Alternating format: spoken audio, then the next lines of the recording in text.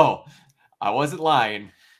The Persona character was in this episode for 2 frames. Yep. Debating me over here.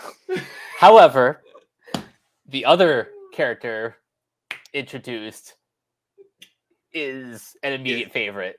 Is awesome. Can I repeat what I said before we went live? Go ahead. I met him for 5 minutes, but if anything happens to him, I will kill everyone watching and because he's cool. He's cool as shit.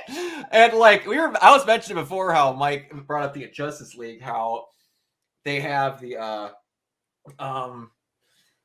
excuse me, how the exact parallel parts. And I'm like, yeah, they did that with a few of them. They technically have done it again because Susanoo is technically you learn it in the next episode. It's not really a spoiler, then I'm going to bring it up because they bring it up in like the first 5 minutes of the next episode. But he is Boss's new Imperial arm. Oh, just like straight up. Just straight up, it's Boss's new Imperial arm, and she is either the only, or if there's another one, I forgot about them. Only character in the series that masters 2 different Imperial arms, because she used to have Pumpkin. Right. And now she has Sue. But yeah, so we have Boss, who has a mechanical arm that has an organic weapon type. And then we have Suryu, who has mechanical arms and has an organic weapon type. Okay, so you know what? That explains why Boss was giving him like direct orders. Exactly. Yeah. Also, man, we'll get to that later, but Boss is one of the most badass entrances in the show, period. Just why not a giant air manta with new recruits? Just like, because why not? Yeah, I left you damn kids alone for 2 weeks. And the base is compromised. Like, you fucking idiots. Yes. The dumbest name for an attack I've ever seen in my life was the fact that Stylish refers to the assault on this place the Dapper Offensive. Like, made that sound like the dumbest thing I've heard in my entire life. Stylish. But I have to ask, did any of you actually think that that guy killed Leone in the first couple seconds of the show?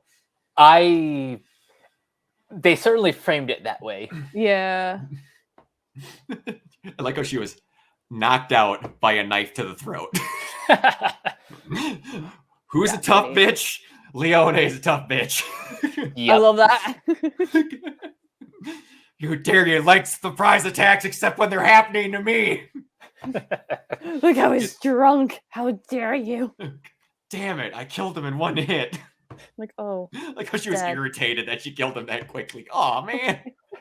Oh man, I wanted to fight. Like that moment, I was like, yo, this is Yang. It is, exactly. And then mine and Tatsuya in the background fearing for their lives, like, sis, what's going on? You good? Yes. Before we get too far away from it, we have to talk about Love. Love, remember how Love said he had manga in his shop? Yes. Love finally starts to do some cool shit. Oh man.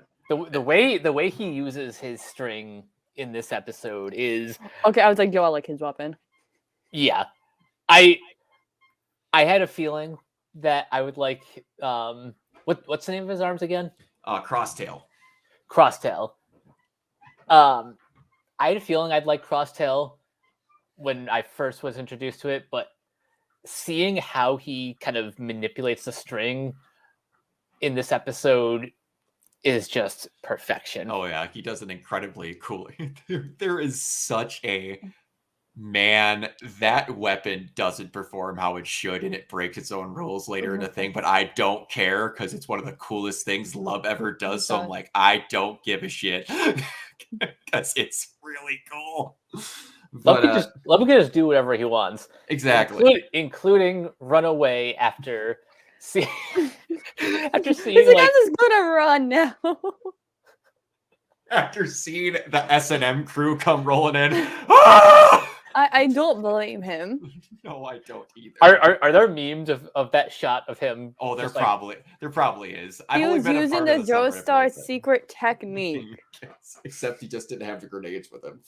I've only been on the Akame Kill subreddit for less than a year, so I wouldn't doubt there at some point someone's made like the shot that we have in the background is like someone puts you and then like responsibilities in the background as all the things running towards you.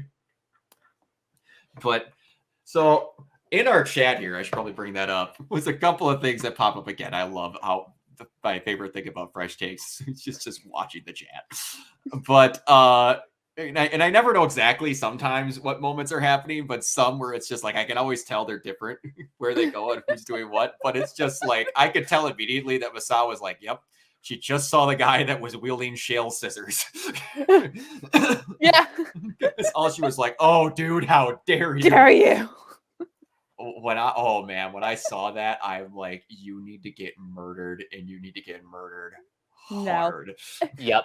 Oh, I was so freaking pissed. I'm like, you get some degenerate douchebag drunk wielding shale scissors, and I'm just like, nope, I'm not handling that. And this starts to become the moments where my favorite Imperial arm, like I've said it many times, is Pumpkin, and you're starting to see just how powerful that gun is when she, Jacket, bro, you're gonna do whatever, dude. I could use these to block whatever I want. Not if I make a blast big enough to encompass a half a square mile and shoot it at you. Honestly, yeah. Pumpkin turns into like a disintegration ray in that moment. It turns into a Death Star beam on command, and I'm like, I love that gun so much.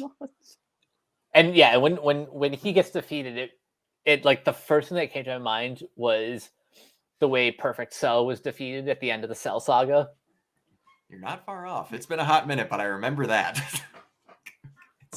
It's just we need something big. You got something big. Yep.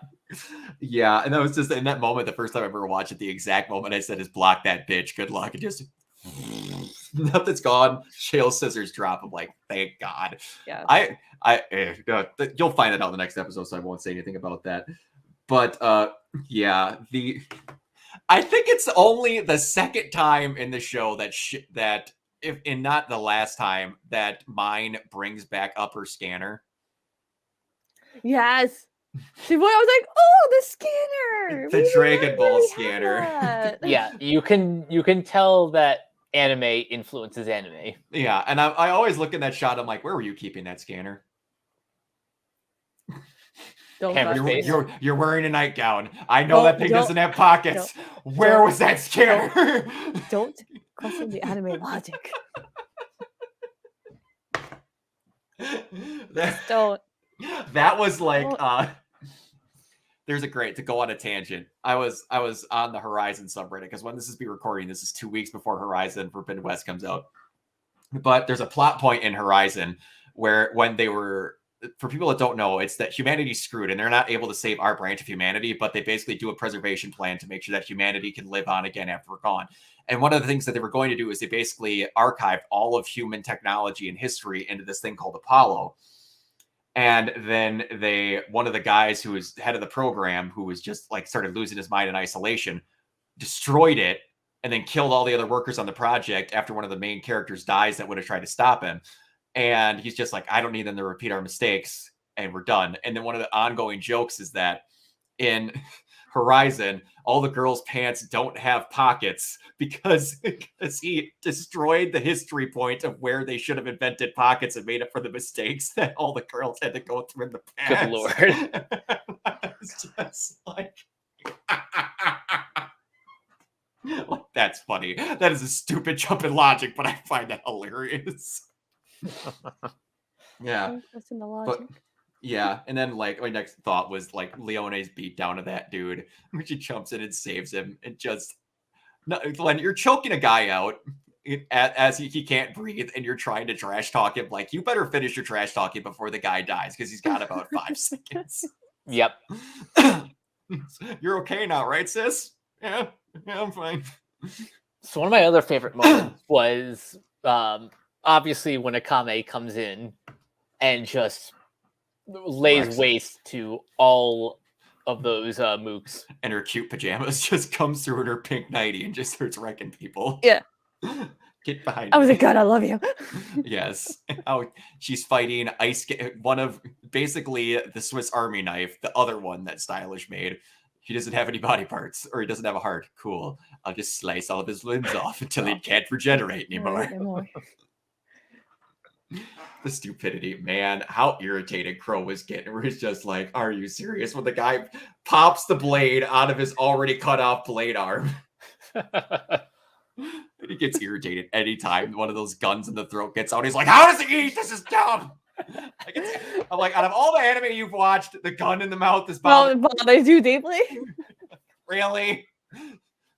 We have Naval Laser, who has bad problems with indigestion. This is what's bugging you right now. I'm past that point by now. I have seen enough bad anime and good anime to just you solved accept everything with a gun. Yeah, pretty much. Yeah. There's a lot of great. One of my favorite ones, like talking to that beatdown when Leone catches the blade in her mouth and just bites it off. That was badass. Like, that's one of those moments where you realize you're screwed. I think my favorite one of those moments, not to get on too much of a tangent that I've gotten off already. Have both of you seen John Wick 2? Mm-hmm. No. There's a moment when he's in a tunnel and where he has to sneak in and return this favor for this guy so he could be free. He has to kill this queen type character who's head of a organization in this well-guarded party. And he's laid out this plan for an escape. So he's like, hit a shotgun in a tunnel, hit this and that there. And then when he's coming back out as the guards are chasing him, he pins this dude up against the wall with a Spas shotgun, clicks it, realizes that it's not loaded, keeps the guy pinned by the torso to the wall with the shotgun, reloads the shotgun while the guy's struggling and pinned up against the wall, cocks it and kills him. Nice. It's one of my favorite moments in an action movie ever. This is the time of I'm screwed. God, please, I have 5 seconds. Oh, but yeah, and then you just get the introduction to like one of the top 3 coolest Imperial arms in the whole show. Susanoo just instantly from his look, it's just great. The best part was just in big bold letters. Okay, new guy hot. It's all I just think of the SpongeBob scene with Squidward. Oh no, he's hot. Oh, no, he's hot. Let's see what happened. Contrary to popular belief, later he gets even hotter. Oh, really? He does. Again, I am straight as an arrow, but Susanoo is a good-looking man. But we watch anime for the plot, guys. We do, and we got a lot of plot in that last episode. The shower had a lot of plot in it. There was a lot of plot going on in that episode too. So, also, you're going to learn that I won't say where he gets it from, but Susanoo has a quirk that another favorite anime character of mine has. I won't say who it is, but you will learn it very quickly. And if you can figure out who it is after you learn what Susanoo's quirk is, I'll give you some extra credit. But he did something to expose that in this episode. But yeah, one thing that happens in here, exploding the comrades, that's just a stylish thing. Might come back later. But he does the Resident Evil thing, and I mentioned that he does something that is a part of like he's a mad scientist.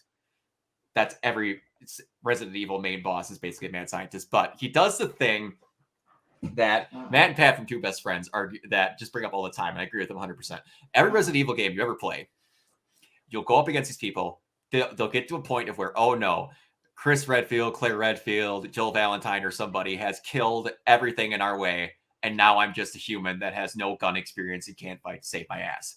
I'm going to inject myself with this virus and hope I can kill you. Keep in mind, I have no way to de-virus myself after this. I don't have the antidote, but here I go. But I'm just going to be a squid man for the rest of my life. I'm just always like, what's your plan, sir? What happens if you win? You're going to live the rest of your life as a 4-story whatever you are? Yeah. Were you guys expecting that? It's not even a full transformation either. It's like he gets like it's not he gets even like spiky hair, and then he basically turns into like a fleshy Gurren. Yeah, it's a flesh mech. It's so weird. Yeah. And that fight is pretty great. I will say that I was not expecting the Akame Tatsumi fastball special at the end of it. That was pretty great. It's like if you could just cut him, but Akame can't move. I'm like, oh no, wait, she wants to go with him. She's fastball special in an anime, I guarantee it. Then you get the assistance, man. Again, just how absurd Pumpkin is from a half a mile away. Yep. Since I know you're going to ask this, this is another episode and another moment that confirms the OTP. We're staying on this ship, damn it. I like how both of you were like, I don't care that another female character just got introduced. I'm still going. We're still shipping it. I'm still shipping Akame and Tatsumi.